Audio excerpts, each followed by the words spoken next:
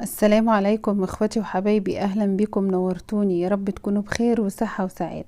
النهاردة هنعمل مع بعض صينية بطاطس في الفرن او طاجن بطاطس في الفرن من غير لحم ولا فراخ. اول حاجة هتجيبي معاكي كمية البطاطس اللي انت عايزاها او على قد عدد الاسرة بتاعتك، هتقشريها وهتغسليها كويس قوي، وبعد كده هتقطعيها حلقات بالطريقة اللي انا مقطعة بيها دي. طب انت ممكن تعمليها وجبة بسرعة سريعة، ما عندكيش فراخ، ما عندكيش لحمة، عندك كيس شوربة هتستخدميه مع الطماطم والحاجات اللي احنا هنعمل، هتطلع بنفس الطعم، ما تخافيش اكنك مسوية فيها فراخ او لحمة بالظبط. هتقطعي كل البطاطس بتاعتك، هتجيبي بصلتين برضو او 3 هتقشريهم وهتغسليهم كويس قوي، وممكن تنقعيهم في المية 10 دقايق، وبعد كده تبداي تعملي الغدا بتاعك. خلاص انا قطعت البطاطس بتاعتي، هجيب بقى الصينية او الطاجن اللي انا هعمل فيه الاكل. معلش بقى اعذروني، الاضاءة النهاردة متلخبطة شوية. هتقطعي البصل بتاعك حلقات رفيعة،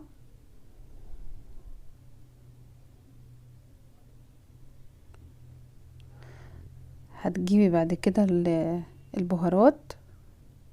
انا كنت بوريكي بس الحلقات بتبقى ازاي، وحاولي برضو وانتي بتقطعي البصل زي البطاطس الحلقات بنفس السمك علشان تستوي معاكي زي بعض. لو عملتي كل حاجة بمقاس مش هتطلع السوا بتاعها زي بعضها. هتجيبي بقى البهارات اللي انت هتحطيها على البصل بتاعك، كل البهارات اللي نفسك فيها حطيها. الاساسي عندنا الملح والفلفل والكمون، وبعد كده عندك شوية حبهان، وعندك بهارات 7 بهارات او بهارات مشكلة. وما تنسيش ان الشوربة بتاعتك فيها بهارات، فما تكتريش زيادة عن اللزوم عشان الاكل ما يطلعش حادق معاكي. هتدعكي بقى البصلاية بتاعتك دي كويس قوي.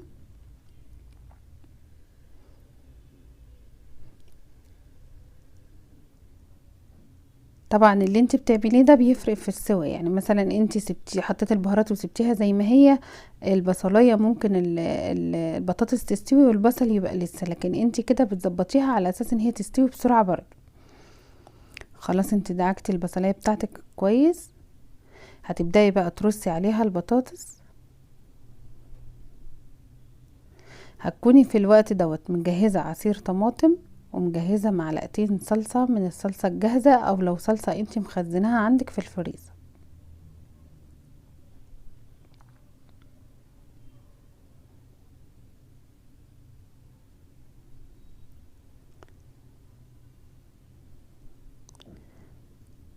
خلاص انا حطيت كمية البطاطس بتاعتي كلها. طبعا لو انت عندك عدد افراد اكتر، او عايزه تعملي كمية اكبر، او عايزة تعملي غدا مثلا يكفي يومين، هتزودي كمية البطاطس زي ما انت عايز. هجيب بقى الطماطم بتاعتي وهصبها عليها. بعد كده هجيب معلقتين صلصة وهحطهم عليها برضو،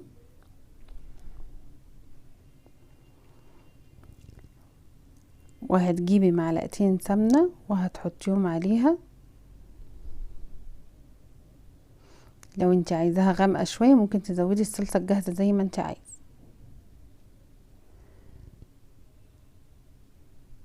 بس هما كلهم معلقتين، بس هو البرطمان في الاخر، وانا ايه يعني باخد منه، فمش طالعين معايا معلقتين على بعض.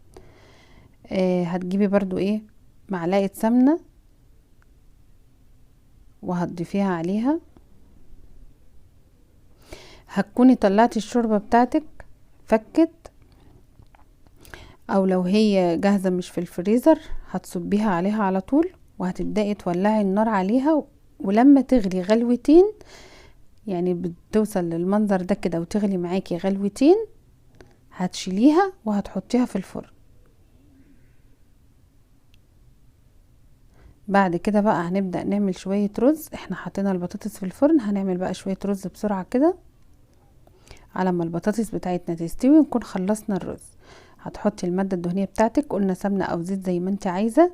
هتكوني غاسلة كمية الرز كويس قوي ومصفية المية بتاعتهم. بعد كده هتشوحيهم تشويحتين في الرز عشان بس يدي للرز طعم حلو. في ناس ما بتشوحش الرز الابيض ده، بس جربيه بالطريقه دي هيعجبك قوي، هيبقى مفلفل معاكي وطعمه جميل. تشويحتين بس، وهتكوني مجهزه جنبك ميه مغليه وهتضيفيها عليه. هتجيبي بقى معلقه ملح ولا نص معلقه على حسب كميه الرز بتاعك، قلبيها فيها عشان ما تنسيهاش.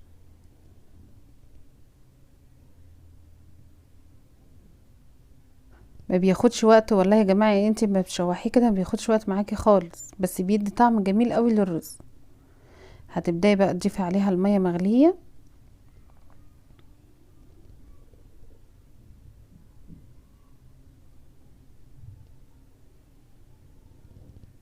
هتحطي كمية المية على حسب الرز بتاعك، يعني لو الرز بيشرب مية كتير هتزودي له مية، بس حطي كمية المية كده وقلبيه الاول عشان تشوفي انت محتاجة تزودي قد ايه.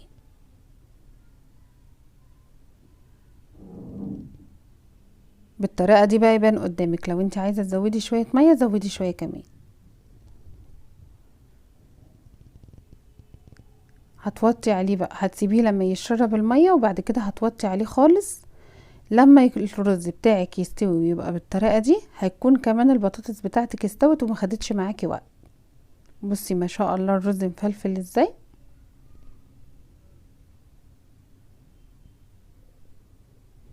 عملتي غدا سريع، ما خدش معاكي وقت ولا مجهود، ووجبة سهلة وبسيطة. ودي شكل الصينية بتاعتنا بعد ما طلعت من الفرن. هتغرفي بقى البطاطس بتاعتك في بولة او في طبق زي ما انت عايزة، وهتغرفي الرز بتاعك برضو بالطريقة اللي انت عايزاه. ممكن تعمليه في قالب وبعد كده تفضيه في طبق، وممكن تفضيه بالطريقة العادية براحتك انت زي ما انت عايز. طريقة سهلة وبسيطة وغدا سريع وبالهنا والشفا. ما تنسيش تشتركي في القناة وتفعلي الجرس علشان يوصلك كل جديد. والسلام عليكم ورحمة الله وبركاته.